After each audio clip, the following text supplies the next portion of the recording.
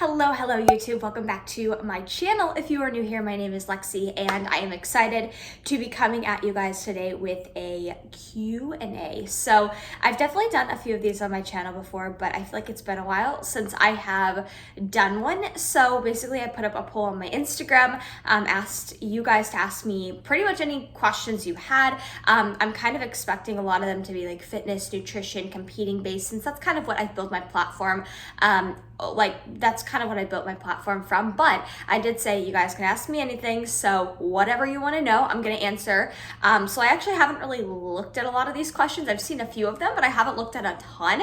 So basically I'm just going to roll through all the questions I got because I think they're going to be good. So I'm excited. So sit back, relax, enjoy. If you're doing your cardio, tag me while you watch this. I always love seeing when people are like, I'm doing my cardio and I'm watching Lexi. I love it. But again, thank you guys for joining me. And without further ado, let's get started. So first question is going to be gym makeup tips for heavy sweaters.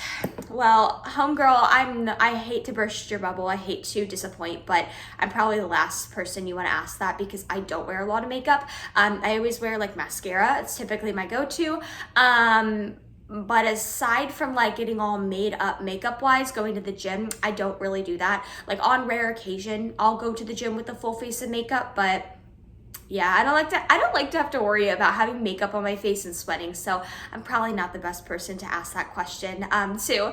And then as far as next question goes, okay, can you go over high versus low insertions for muscle groups relevant to bikini and wellness? So, and then the second part is how that affects the overall look. So as far as like muscle insertions go, that's going to be very genetic, right? You can't necessarily train to have specific muscle insertions. So insertions meaning where the muscle inserts, right? So, you're gonna see, for example, we'll take bikini, and I'll post like a side-by-side of some different glutes up here, not to be creepy, but to just kind of show you some different bikini pros and how their structure is very different. And you can see that in the glutes and the hamstrings, how their insertion is a lot lower on the hamstrings. Some people just have different insertions, and a lot of that is going to be very genetically based, right? So I wouldn't necessarily say that affects the overall look in a negative way, so to say, but I think that you have to know where you are genetically blessed and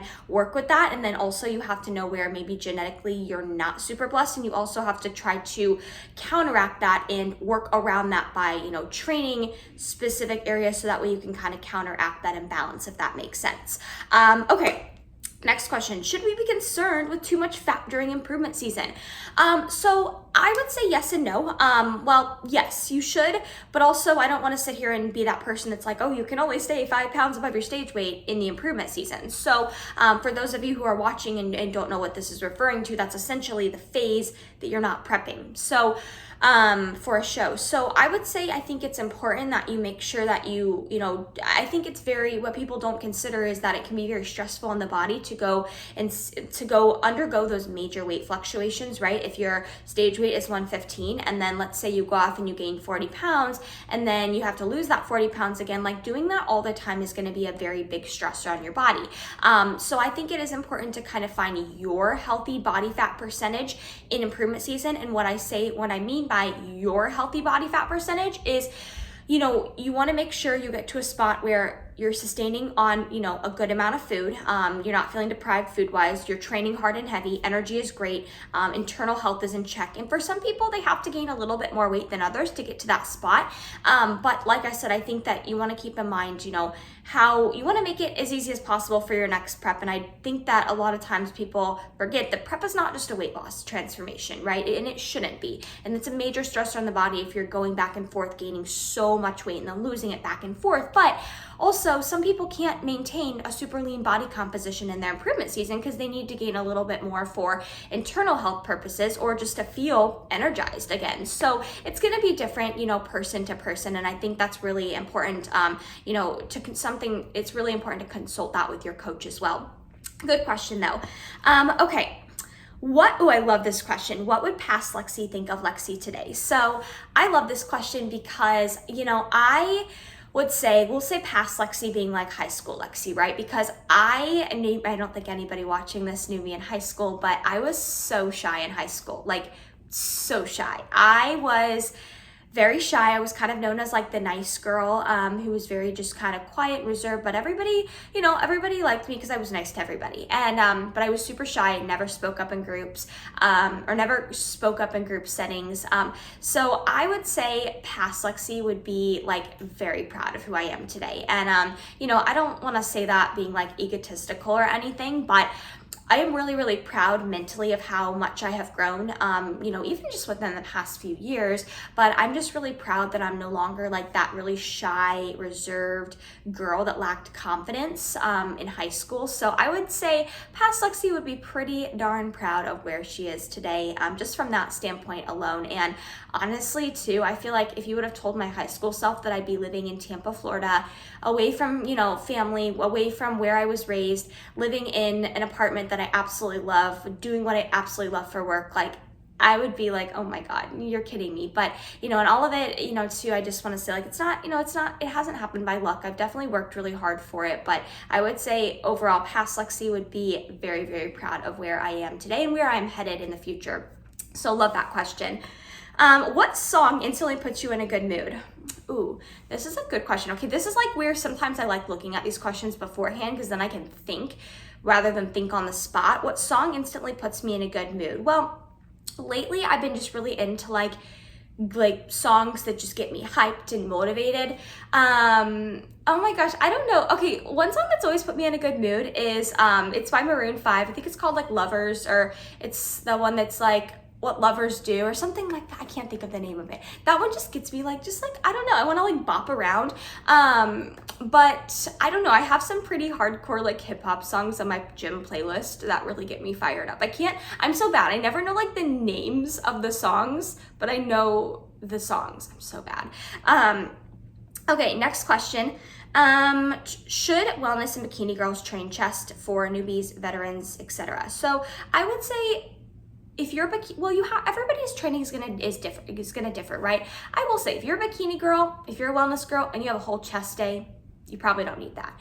You know, because I think what you have to keep in mind is when you're working shoulders, which is a major muscle group that a lot of bikini and wellness girls work, you know, you're going to indirectly be working your chest muscles. Now, for me in particular, I can't really isolate my chest. I've gotten a breast augmentation before, so that's not something that I can train. Some girls can once they get the surgery, but for me particularly, it feels so weird. But I have to think when I'm doing shoulder work, I am indirectly working my chest muscle, if that makes sense. But I would say, you know, if you're a bikini or a wellness girl, you need to really evaluate what is strong on your physique and what is lacking. I would say specifically, you're probably not going to need to work a lot of chest. Now, you can maybe have a few chest movements, like 1 or 2 per week, but you know, you're kind of wasting time if you're dedicating too much time to chest. You're wasting time where you could be utilizing it on a muscle group that really matters, like shoulders, right? Okay, how did your training macros change when you had your breast augmentation, and for how long? Great question. This is because I just talked about that. So when I got my breast augmentation, which I do have a video all about that was about 2 years ago, it's on my channel. My food, so I was actually intuitively eating at the time, meaning I wasn't tracking macros. So I was cognizant, like I was intuitively eating, but I did try to really watch what I was eating, you know, keeping in mind that I wasn't training. However, with that being said, I've had a lot of clients who have undergone breast augmentations, and I think the general consensus, a lot of people assume like, oh my gosh, I'm not going to be training, let me cut my macros down significantly. And so you have to remember that you're recovering from a major surgery, and in fact, you need the food, the fuel to help you to recover. And just because you're not training, it's not like you're missing out on a lot of calories burned on a daily basis. You know, you've still got your basal metabolic rate, you've still got your need activity. Training really does make a small portion, make up a small portion of your calories burned on a daily basis. So I was intuitively eating, so no, my macros didn't change since I wasn't really tracking at that time. And I kind of did that for about 4 weeks, because after 4 weeks I was cleared to train. So okay, moving right along. Next question. What is your favorite way to relax? Okay, so something I am definitely getting better at. I'm not gonna lie, I'm not really great at relaxing. I am like a go, go, go person, and I love it, don't get me wrong, but I also realize like you have to relax. In fact, Saturdays are typically my day that I kind of call like my mental health day, my fill up my cup day, because I don't have client check-ins. I don't try to work. Sometimes I'll do a little bit of content, but I don't have any like work I have to get done. And it's just my day to chill and relax. So my favorite way to relax would be, I love getting massages. If I can get a massage, absolutely love massages. I love taking hot bubble baths, absolutely love them. And then I would say also, like, I really enjoy sitting back and throwing on like a reality TV show or like some series on Netflix, just like a mindless watch, just to kind of like turn my mind off. And I don't know, I love doing that to relax as well. Um, how are you doing mentally with your show timeline changing?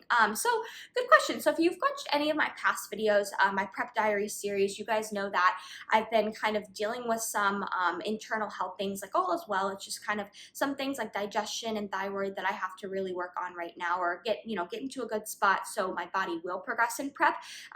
So my body's been responding really, really slowly. So I have, originally I got into this prep really wanting to compete in like April. Now, do I think that's going to happen? Probably not. Probably have to compete. I have a specific show I'm thinking of maybe at the end of May. It may even have to be summer, but you know what? Mentally, I'm doing okay. And I think that if anything, I look at it as okay. It's so great that I started prep early on in the year because it's not like I have so many shows to choose from for the rest of the year, right? I think the biggest thing is like I just never want to let anyone down, right? Like I don't know. And I know that's a silly thought, but I just never want to let anyone down, But of course, internal health always comes first because, once all that's in check, I'll be able to progress. So, um, pre-workout and post-workout faves. Okay, so pre-workout, I don't typically take like a pre-workout like powder. If I do, it's Prolific from PE Science. I really like that one because it doesn't make me jittery and it has a very low dose of caffeine. Pre-workout meals though, I really like having oatmeal, but I'll have my pre-workout meal like usually an hour and a half before I train, so that way it digests. But a lot of times recently I've been doing like rice cakes because they digest really, really quickly, and then I'll pair that usually with some protein. My food choices right now are pretty boring. I'm trying to keep things very simple in prep. But cream of rice is also another favorite too because that digests really, really quickly. Post-workout faves. So honestly, a lot of times I'll go to the gym and I run errands afterwards. So I'll actually pack my post-workout with me. So if I don't do rice cakes before I work out, usually I'll pack a few rice cakes with me and then I'll have a protein shake. And I'll do that post-workout while I'm kind of like on the go running my errands. Does tracking macros ever make you anxious? Do you ever take breaks and eat intuitively? Yeah, absolutely. So I always back in my improvement season, like yes, if I was going on a trip or if I was, like not if I was just home in my routine, like if I was going on a trip or going to visit my mom or something, yeah, I definitely would eat intuitively from time to time. In fact, I think it's a healthy thing to do from time to time. Obviously in prep it's not something you want to do, but here's the thing, I've tracked macros for so long where like when I eat intuitively, I'm probably still hitting the same macros that I typically would eat. So yeah, I absolutely have taken breaks in the past, like in my improvement season, not like anything crazy long, but a few days here and there. If I'm going on trips or like visiting family, I'll absolutely do that and just kind of take like a more mindful approach to tracking macros. What is the best advice someone has given you? I love this question. So oh, this is really hard. Again, this is one of those questions where it's like, it's hard to think on the spot, but the biggest thing that comes to my mind is going to be, I'm a chronic overthinker. I overthink everything, which I think can be a blessing, but also a curse, right?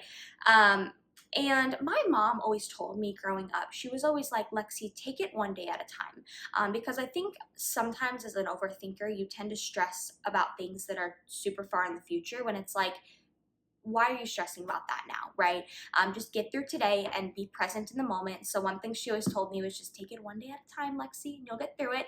And that's kind of been a piece of advice I've like just taken with me throughout my young adulthood as well.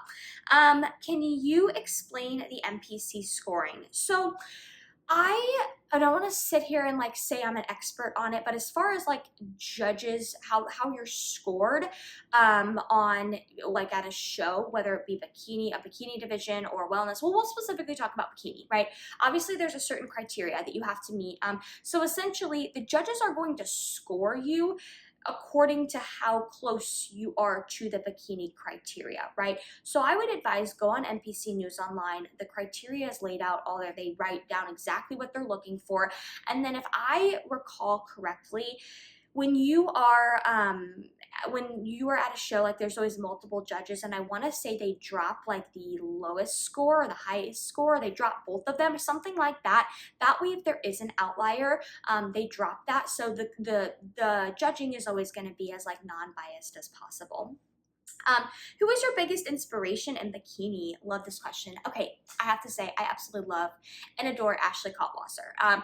And here's why. I have actually gotten to know Ashley pretty well, and I think that she, in my opinion, is one of the most humble and genuine athletes that you will ever meet in person. Like, for as busy as she is, she's so attentive. I don't know if you guys have noticed, but if you follow her on Instagram and like you tag her in a story, she usually responds via DM, and that's very rare for a lot of these top level athletes to take the time to do that. And she has like over 1 million followers. So I just admire Ashley so much. I love that she does her, like I love that she doesn't care what anybody thinks. And so she's probably my biggest inspiration, my biggest competitor inspiration, so to say. Okay, if you could work out with any bikini pro, who would it be? Okay, I know I just said Ashley. I don't know if she'd be the one I'd want to work out with. I like to work out like really intense and heavy. And I know a lot of bikini pros, since they already have enough muscle, they don't necessarily have to work out that way. I know it's a little controversial with how she trains and like how hard she trains, but I do really like how Lauralee trains, like seeing her training videos. So she'd probably be one that I would want to train with. Okay, next question. So, can cutting carbs too much have an adverse effect on weight loss? Yeah, I think definitely if you're in the depths of like a cut or a prep, if you're just continuously cutting your carbs to absolutely nothing, chances are you may end up finding that like your body just becomes ultra inflamed and that you can't drop that inflammation, because carbs do help the body to recover from training, right? So, if you're just like, I always tell my clients, there's a time to push and there is a time to pull. A lot of times we are deep into a diet or deep into prep, and sometimes the answer is to continue to push, right? Push your calories down, push your cardio up. But sometimes, and as a coach, this is an important thing for me to be able to identify. Sometimes it's a matter of, no, we need to actually stop pushing and pull back for a few days. And a lot of that has to do with inflammation. So yeah, I would say carbs are a really good variable to cut, like to facilitate a fat loss phase, but absolutely towards the end of a cut, you have to be very cognizant of inflammation. And I'm a firm believer in like refeed days, diet breaks to help to kind of mitigate that. What is your 5 and 10-year plan? Oh, this is a good question. It's so funny because like, I don't want to say I don't believe in like a 5-year plan or a 10-year plan, but when I think back to like the past year or two of my life, there's been a lot of opportunities that have come up that I would not have ever expected, that have been actually really great opportunities and that have led to some really amazing things. So sometimes I almost feel like 5 and 10-year plans like limit me, so to say. But as far as a 5-year plan goes, my goals always go to career-wise. Like but I don't really know how to measure this, because like I want to continue to grow of course I want to continue to grow my platform on YouTube and reach more people. But I want to just continue to grow my platform as a coach too, and really like make a name for myself. I would love to, in 5 years, I would love to be in a house. I want to buy, whether that's in a year or two, like I want to definitely be in a house by then, potentially have a cat, because I would love a cat. Once I get in a bigger space, I would love a cat. And then, I would love to be, I'm pretty independent, so I'm not like saying this is a deal breaker, but I would love to be in a house, have a cat, and be settled down with somebody, and like be in a relationship that's really healthy, and just, I don't know, where the other person is very like just like me, in the sense that they're very career driven, they support me, they push me. So that's like probably my 5-year plan. But 10 years, oh gosh, I haven't even thought that far yet. I haven't, but I love that question. Can you hire a coach for prep who doesn't program your workouts? Absolutely. I have many clients actually that write their own workouts, because I work with some clients who are actually like personal trainers. So typically what I'll do is I'll give them suggestions on what I think they should be, working out specifically. Like as a competitor, I always give my bikini competitors, I always tell them like, hey, you should really be focusing on this muscle and this muscle and this muscle, but we really don't need to be focusing on this area. And sometimes I'll overlook their training for them just to make sure it's okay. But yeah, that's very common. How not to ruin your tan after going number 2. Oh my gosh, this is so funny. So for those of you that don't know, when you get your show day tan, obviously when you go to the bathroom, like you can't pee on your legs or you can't get anything on your legs, otherwise it will run your tan.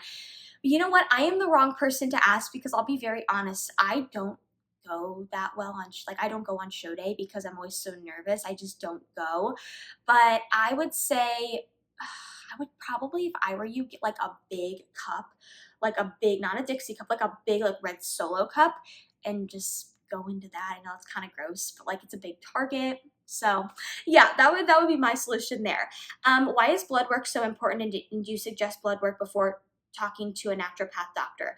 Absolutely. If you're going to go to a naturopath doctor, I mean, why wouldn't you take your blood work? You know what I mean? Because it's like why blood work is so important is because it essentially tells you everything that's going on internally, right? Hormones, general health markers. So it's kind of the gateway into describing some symptoms you may be having. So it's like at the end of the day, if you go to any doctor and you just tell them your symptoms, I mean, most good doctors are going to recommend that you get blood work anyways. But yeah, you want to get blood work if you're going to go and consult with like a naturopath or a doctor.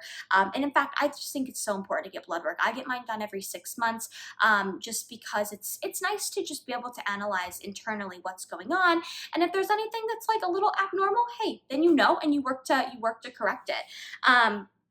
Okay, so this is my last question. And okay, so she said, should a coach ever be seated at the judges' table if they coach one of the competitors that's competing on stage? So I think that's a little odd in my opinion. I'm sure it happens, and I think you said you've seen it happen before. But honestly, like I said before, when it comes to the scoring for bikini, don't quote me on this, but I'm pretty sure that amongst the judging panel, they always drop like the lowest score and the highest score, I believe. That way you get the average. So like, let's say a coach was a judge and they like scored their client, super high. Well, they're probably going to drop that score in general when it comes down to it. But do I think it's kind of weird for a coach to be sitting at a judge's table while their client is on stage? Absolutely. That's weird. And I don't think that's fair anyways. But so that wraps up all the questions for my Q&A. I feel like this was a little bit lengthier of one, so hopefully it got you guys through your cardio or whatever you're doing. But I want to do more of these because they are really fun. So let me know, guys. Let me know if you guys liked these or if you liked this. Sorry, I don't know where my brain is going with words today. But if you guys liked this, please give it a thumbs up. It helps the growth of my channel a lot. If you just share it, just like it, comment below. And if you guys want me to do another one, comment below as well. Anyways, if you guys are watching and you made it this far, thank you so much. I appreciate you guys so much, and I hope that wherever you guys are at in the world, that you have a great rest of your day.